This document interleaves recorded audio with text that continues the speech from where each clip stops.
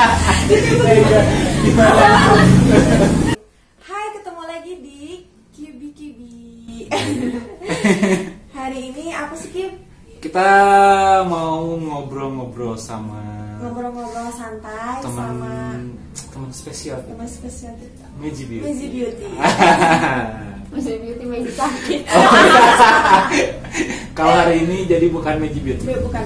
Lagi Meji Rock and Roll. Guys, welcome to the rock. Jadi gimana nih? Tema hari ini ngobrolnya apa sih Hari ini sebenarnya? kita temanya horor ya. Pengalaman dari Meji sendiri, iya nggak Kim? Kita soalnya udah tahu nih dia itu punya indra keenam gitu ya, bisa ngeliat makhluk halus. Tapi kita belum tahu nih awal Meji bisa ngeliat apa? Hal-hal kayak gitu tuh dari kapan gitu kan? Kita pengen tahu nih kayak gimana tuh. Jadi gue tuh sebenarnya bukan indigo guys, Oh. IndiHome. Ya, gue setuju kamu itu ya. Jadi dia itu memang pemancaran internetnya di mana-mana dia mengandung magnet. Ya, di mana ada di situ koneksinya langsung. Sampai kalau kayak gitu Iya. juga. Bahkan bukan 4G. Liwati 4G lah. Awal mulanya sih gue tuh ngeliat kayak gitu dari kecil sih ya. Dari kecil udah ngeliat karena dulu belum ngerti sama sekali itu apa, kenapa cuman gue doang yang bisa ngeliat. Itu dari kecil, dari umur SD lah sekitar kelas 5 SD itu udah mulai ngeliat. Oh, udah dari kecil juga ya. Dari kecil udah mulai ngeliat. Dari situ gue tahu kalau misalnya gue tuh nggak beda dari yang lain. Tapi awal mulanya sih gue merasa itu halusinasi gitu. Halusinasi. Tapi lama kelamaan semakin gue beranjak dewasa gitu, gue tetap ngeliat yang kayak gitu. Awalnya sih masih juga nggak bisa ngebedain itu halusinasi atau benar. Tapi lama kelamaan karena mereka sering datang dan sering datang dan sering ngikutin, sampai sekarang gue percaya kalau mereka itu ada. Sebelumnya tuh gue nggak percaya kalau makhluk halus itu ada. Awalnya gue paling nggak percaya gitu, menurut gue halusinasi gue doang gitu. Padahal terus lo pertama ngelihat kayak gitu bentuknya kayak gimana tuh?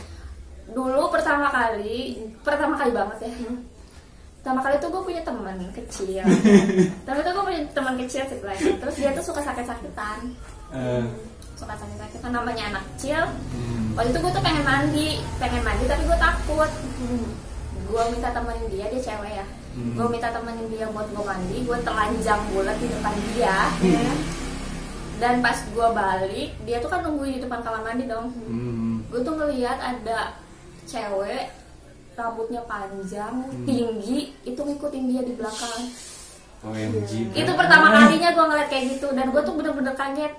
Awalnya tuh bisa ngeliat kayak gitu tuh kalau dalam posisi gue tuh telanjang bulat gitu. Awalnya. Pas posisi gue telanjang bulat tuh gue pasti ngeliat yang kayak gitu. Namanya kayak gitu. Gue nggak tuh pas gue minta temenin mandi itu. Lama kelamaan dari situ sering banget ngeliat, mulai dari kayak kuntilanak atau orang yang mungkin kecelakaan atau apa gitu, sampai kayak tangan doang gue ngeliat kayak gitu. Terus itu kan katanya emang kalau kuntilanak itu ya, yang disebut kuntilanak itu emang berdaster gitu kan, yang kita lihat di TV gitu kan, pakai baju putih gitu. Terus yang lo lihat kuntilanak itu kayak gimana sih? Yang gue lihat tuh dia tuh seperti apa yang divisualisasiin sama orang sih. Jadi menurut gue tuh setan itu gitu ya, menurut gue ya, dia tuh energi gitu. Itu energi negatif. Dia bisa tervisualisasi atas apa yang sudah kita bayangkan di otak kita gitu. Jadi karena daya negatifnya itu sehingga membentuklah suatu hal yang paling kita takutin gitu. Jadi ya sama seperti yang orang lihat kuntilanak kayak gitu, yang orang ceritain, yang gue lihat juga sama gitu kayak gitu, sampai persis sampai gue ditimpuk anjir. Iya, waktu gue kecil tuh gue tuh jalan kan, kalau di komplek gitu kan kita malam masih suka main kayak bulu tangkis apa gitu kan. Nah gue jalan ngelewatin pohon jambu gitu, lumayan gede gitu kan tuh pohon jambu. Gue lewat, gue ditimpuk sama jambu dong. Gue pikir ya dia itu jambu jatuh gitu ya di kepala gue. Pas gue lihat ke atas, itu kuntilanak lagi duduk di pangkal si pohon jambu sambil kakinya tuh gini-gini, tapi nggak ada kakinya anjir. Nggak ada kakinya. Jadi bener, namanya si kuntilanak itu kalau misalkan di pohon-pohon itu suka jadi kayak kakinya suka gitu-gitu. Goyang-goyang. Bener itu kayak gitu. Iya bener, goyang-goyang. Terus dari situ gue lewat lagi ke tempat temen, ngelewatin rumah temen gue. Tiba-tiba ada pintu pagar kebuka sendiri. Terus gue ngelongok dong, deh itu kan rumah temen gue ya. Gue ngelongok kayak gini, taunya itu tangan doang segini lagi membuka pintu pagar. Gue di situ lari ngibrit anjir. Gue langsung ngibrit aja dari situ.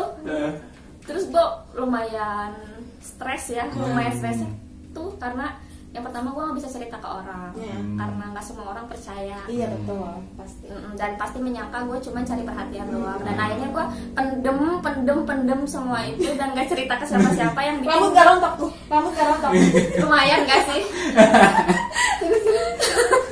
Iya kan, jadi karena saking gue stres gitu ya, gue jadi mikirnya kenapa mereka bisa gue lihat tapi kenapa orang nggak bisa lihat. Hal yang paling buat lu nyeremin apa sih yang pernah dilihat? Yang paling nyeremin pernah itu gue ngeliat itu serem banget. Laki-laki, dia laki-laki, gue tahu dia laki-laki karena ya bajunya penampilan laki-laki, lusuh. Mukanya itu berlubang dari depan sampai belakang, itu lubang, berlubang guys. Gak ada hidung, gak ada, berlubang. Dia lewat sambil jalan santai aja gitu, berlubang. Gue nggak tahu dia mau ngapain, tapi gue ngeliat dia lewat di rumah gue sendiri. Tapi gak nyamperin tuh, cuman lewat gang.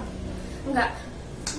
Dan yang kedua tuh yang seremnya tuh pernah, jadi gue lagi tidur nih, terus kaki gue tuh ditarik aja. Jadi gue tuh nggak tahu tuh kaki gue ditarik siapa gitu kan. Pas gue melek, itu ada cewek pakai baju merah di depan kamar. Terus gue bilang astagfirullahaladzim, kata gue gitu kan. Dengan refleksnya kan orang bilang astagfirullahaladzim kan katanya.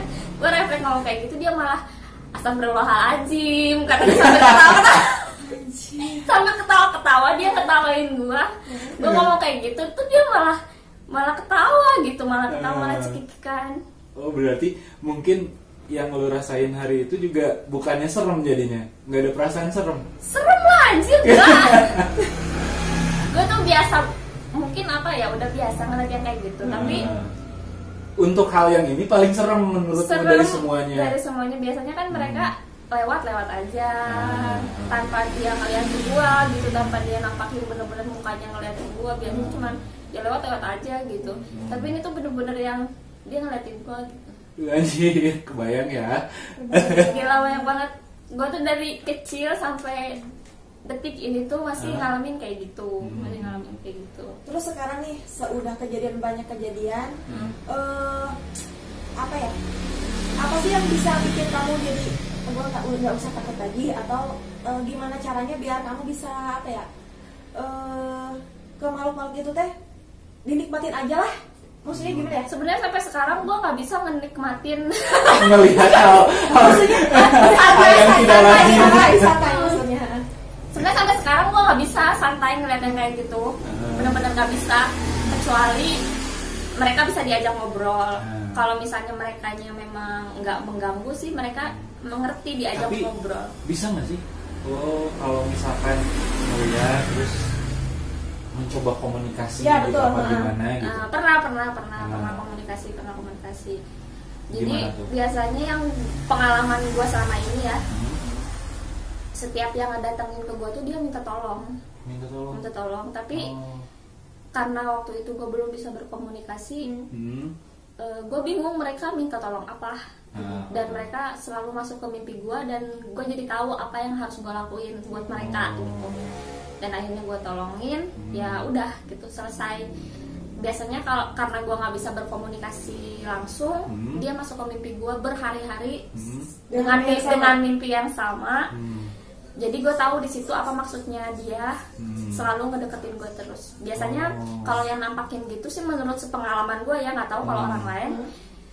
Dia pengen minta sesuatu, mau berkomunikasi karena mereka tahu gue bisa ngelihat mereka gitu. Jadi mereka tuh ngerasa gue tuh lu tuh teman gue gitu. Lu tuh bisa bantuin gue karena gue tahu lu bisa ngelihat gue kayak seolah kayak gitu. Yang pengalaman gue sih kayak gitu. Kalau komunikasi secara langsung biasanya gue dari hati ke hatinya dia. Jadi enggak ngobrol secara gini. Emang kalau dari mimpi biasanya dia mintanya apaan sih? Kalau misalkan dia itu apa? Katanya dia tuh selalu misalkan minta ke Uya berulang-ulang gitu dalam setiap mimpi, cuman dikomunikasiin kan enggak. Nah, minta dia tuh seperti apa sih misalkan? Dia tunjukin gitu aja gitu apa yang harus gue perbuat gitu. Karena kan mereka hanya makhluk-makhluk halus yang berenergi besar yang bisa kayak mindahin barang segala macam. Tapi kalau makhluk halus yang energinya lemah, dia nggak bisa ngelakuin apa-apa kecuali dibantuin sama manusia gitu. Jadi mereka minta tolong. Tapi itu sempat ngerasa pernah pengalaman ada yang kayak benda, kayak kata lu tadi bilang kan benda bisa dipindahin dan segala macam. Sempet nggak kejadian? Sempet banget. Jadi waktu itu gue pindahan, baru banget pindahan, baru mindahin bener-bener barang. Terus kan barang masih berantakan dong ya. Gue simpen gitar gue tuh di ruang tamu karena memang belum diberesin. Dan pas saat itu gitar bunyi sendiri di depan. Lagi mindahin barang. Enggak mindahin barang, lagi istirahat karena kan kita beres. Lelah ya. Iya dong, kan kita lagi abis pindahan capek dong ya, duduk lah kan barang-barang masih numpuk. Gitar tuh diberdiriin gitu kan. Dan dia tuh bunyi sendiri. Berirama gitu. Bunyi sendiri. Terus udah gitu yang lebih lucunya lagi, gue tuh lagi diem gini kan, ngerokok gitu biasa, dan si asbak itu gini sendiri. Di situ tapi posisinya lu doang apa gimana? Semua ngeliat, sampai semuanya takut, sampai semuanya lari lah ya, takut saking takutnya karena dia bener-bener asbak tuh pindah sendiri. Sampai kalau malam tuh gue tuh kalau tidur itu kamar gue tutup, gue ganjel pakai lemari, gue ganjel pakai bangku supaya dia nggak bisa masuk. Padahal kenyataannya dia bisa masuk. Dia tetap masuk. Iya, dia tetap masuk. Terus dia tuh mindahin kayak kursi. Berarti guys gak berpengaruh ya ketika gak berpengaruh walaupun digembok gak berpengaruh aja, dia tetap aja bisa masuk ke dalam kamar lu meskipun mau lu rantai mau apain tetap dia masuk aja ke kamar gitu. Terus gue tuh pernah banyak lah pokoknya. Jadi gue tinggal di tempat orang yang nggak bisa bunuh diri. Anjir. Terus gimana tuh ceritanya? Nah jadi gue pindah ke tempat, gue nggak tahu awalnya kalau di situ tempat orang bekas bunuh diri. Nggak tahu, sama sekali nggak tahu. Pas gue kan 2 lantai ya, pas gue lihat ke atas tuh ada tambang yang masih nyangkut. Tambang bekas dia bunuh diri itu masih nyangkut di pelafon kayak gini. Jadi nggak ada pelafon gininya, jadi langsung kayu-kayu gitu kan. Oh jadi bangunannya gitu kan? Kayu-kayu. Dan itu masih ada tali tambangnya yang bekas dia bunuh diri. Gue nggak tahu awalnya gitu. Terus ada yang bilangin di situ pernah ada yang bunuh diri, kata tetangga gue. Itu dari tetangga lo sendiri? Dari tetangga gue taunya setelah kayak gini. Jadi adik gue tuh ke atas, terus adik gue ke atas, terus si cewek itu ngomong, hati-hati, awas jatuh. Tapi ngeliat, posisinya dia nunjukin muka? Enggak, suara doang. Terus karena kakak gue juga bisa ngelihat, karena kakak gue juga bisa ngelihat. Dia naik ke atas, si yang bunuh diri itu nunjukin diri dia, kakak gue ngelukis.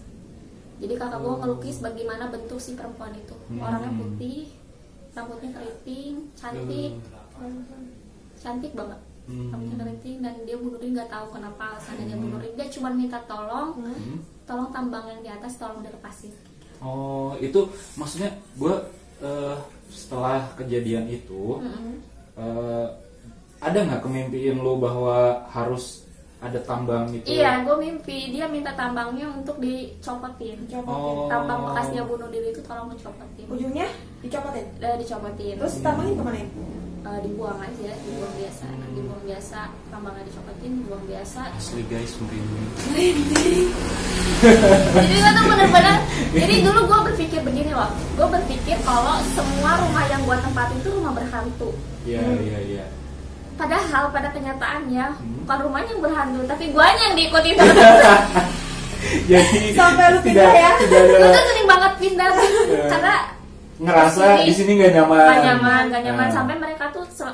Gue pertama kali pindah ke tempat itu, dia tahu nama gue.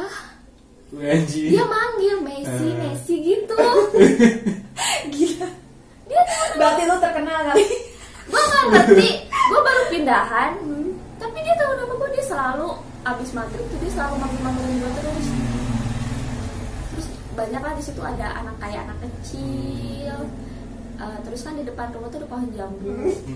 Di situ ada pocong 2. Asli beneran ada pocong 2 nungguin di pohon jambu batu. Kalau berarti itu sebelumnya kan di rumah itu memang udah horor dong kalau kayak gitu.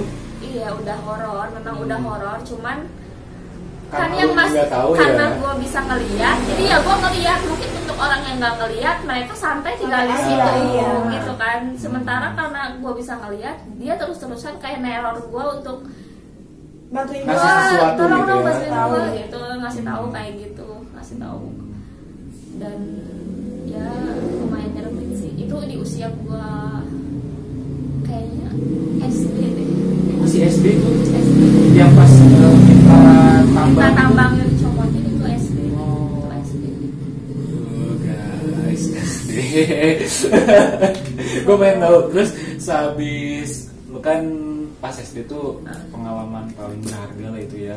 Maksudnya pengalaman buruk itu tapi berkesan dong ya, pasti sampai sekarang ingatannya masih belum bisa dilupain ya. Karena itu sekarang yang ditempatin gak nyangka ada orang yang bunuh diri. Terus medianya dia merasa terbantu karena lo mungkin punya kelebihan, jadi dia merasa terbantu. Terus yang pas dari situ, dari rumah itu sendiri, setelah tambangnya kan tadi udah lo lepasin ya, gimana tuh? Maksudnya dianya ada lagi nggak? Enggak. Berterima kasih atau kayak gimana gitu? Iya, ada ucapan gimana gitu? Enggak. Dia nggak bilang terima kasih, dia nggak bilang apa, dia cuma ngilang doang. Oh enggak. Berarti guys seperti itu, kalau misalkan ada mempunyai indera atau kelebihan lah ya, kelebihan bisa melihat sesuatu, bisa interaksi, cuman mungkin kalau lo sendiri ada tujuannya, mereka melihat itu iya. mungkin ada tujuannya, dia karena pengen ingin dibantu, tenang ya, iya. mungkin ya ketenangan. Pengen dibantu juga kali ya. Terus yang sehabis itu ada lagi nggak kejadian yang bisa mungkin lo sampai sekarang nggak bisa lupain lah gitu? Yang gue nggak bisa lupain ada, gue pindah lagi rumah sih. Ikut Terus lagi. Itu lu beranjak dewasa apa gimana? Udah setelah sekian lama lah kita anggap ini udah kan kelas 5 SD nya tuh. Nah, pas lu pindah lagi udah Kayaknya SMP apa? SMP deh kalau nggak salah. SMP. SMP deh kalau nggak salah. Gue pindah lagi, terus gue di situ gue nggak tidur. Itu ada seminggu. Soalnya kan nggak sampai tidur sama sekali. Nggak tidur sampai gue sakit, sampai mata gue bengkak. Karena gue dipukulin kalau gue tidur.